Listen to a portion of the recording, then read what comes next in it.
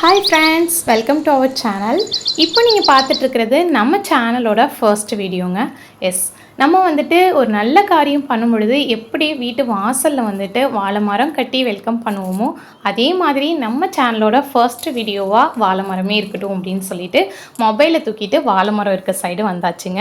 நான் இப்போ வந்து எங்கள் தோட்டத்தில் இருக்கிற வாழை மரத்துக்கு இடையில தாங்க நிற்கிறேன். இப்போ நீங்கள் பார்த்துட்ருக்கிறது எங்கள் வீட்டில் உள்ள பச்சை நாடா வாழை மரங்க.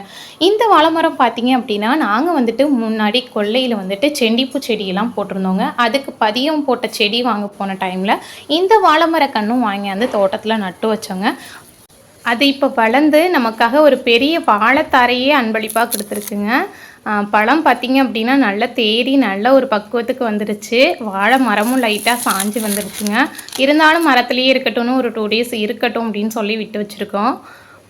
என்னதான் நம்ம வந்துட்டு கடைகளில் போயிட்டு ஒரு பழமோ காயோ வாங்கி சாப்பிட்டாலும் நம்மளே ஒரு செடியை நட்டு அதுலேருந்து வரக்கூடிய பழத்தையோ காயோ சாப்பிடும்போது இருக்கக்கூடிய சந்தோஷம் இருக்கே, அதுக்கு அளவே கிடையாதுங்க.